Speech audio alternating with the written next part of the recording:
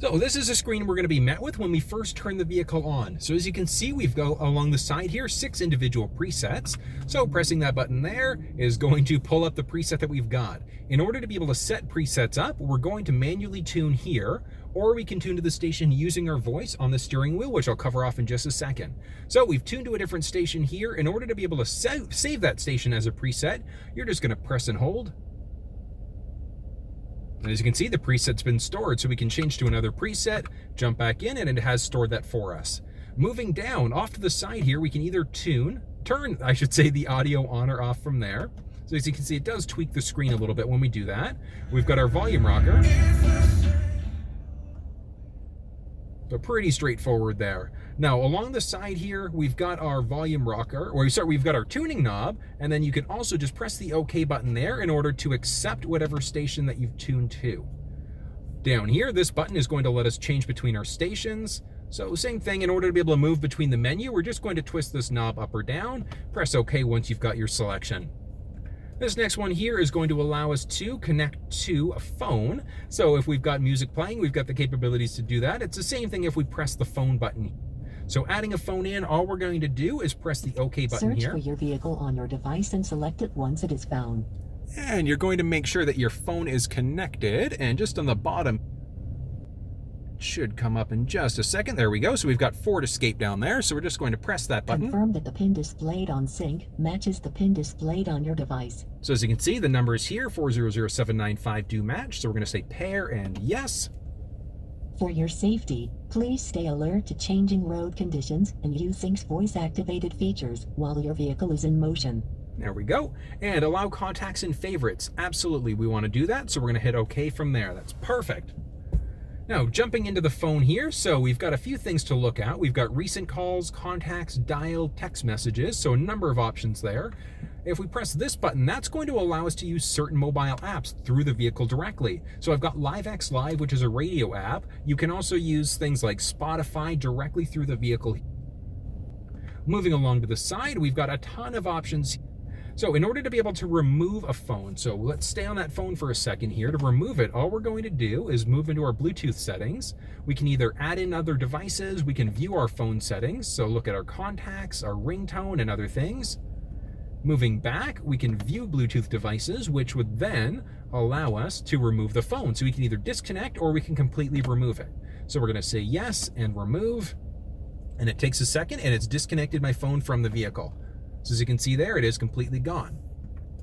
Jumping into our settings, let's start off at the very top so we can turn our display. So this on or off, press the OK button to turn it back on. Moving down into radio. So radio text is when we're on our radio here. So the text that would normally show up, of course, it doesn't show up for us.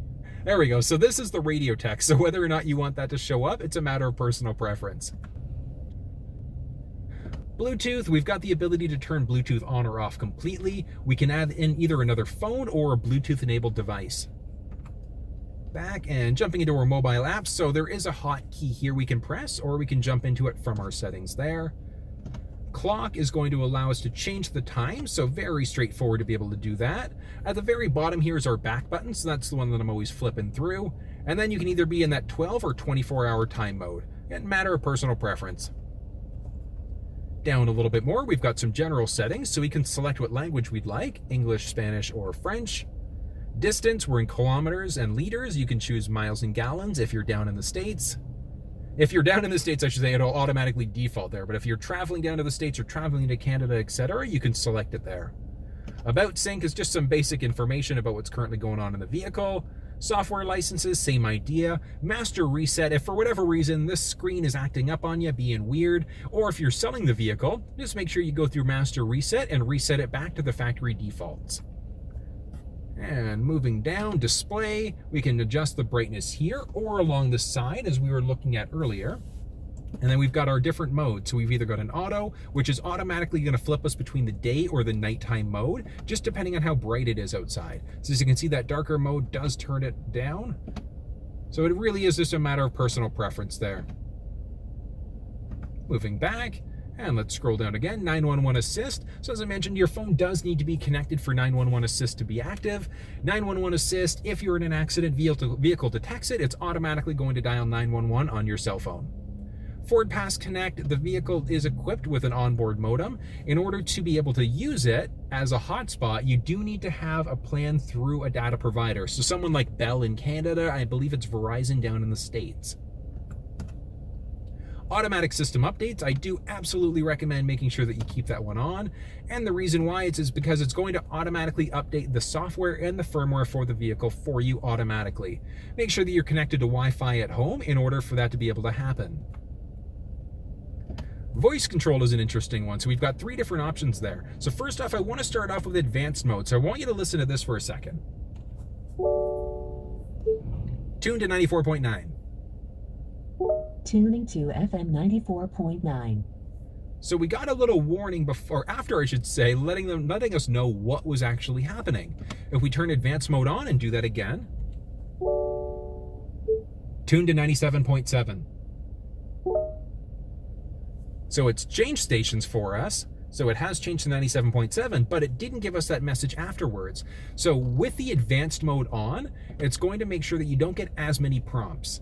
When it comes to phone confirmation, when you make a phone call, would you like to call such and such person? Yes or no? And then in our voice command list, so the list is when we press the voice command button on our steering wheel. This is the voice command list. So again, matter of personal preference whether or not that one shows up. From here, parking, rear camera delay, whether or not you want it to come on instantly when we hit reverse. So let me show you how that works. So it comes on automatically there, or with a slight delay. Last up is going to be our valet mode. So valet mode essentially allows us to lock this screen out. So if your phone's connected, your contacts will be there, etc. If you want to be able to lock that out, all you're going to do is say yes, and you're going to enter a 4-digit PIN. So very straightforward from there, and that locks out the screen so that people can't look at it and look through it. Moving down a tiny little bit, you're pressing this button, we've got the ability to change our treble, mid-range, bass, all of those options there. Press it again to get rid of it. These are going to be our seek buttons, so we can change between active radio stations. If we've got our phone connected and we're playing through our phone, it'll allow us to change between different songs that we're listening to. And then this one, straightforward, our play pause button is also going to act as our mute button as well.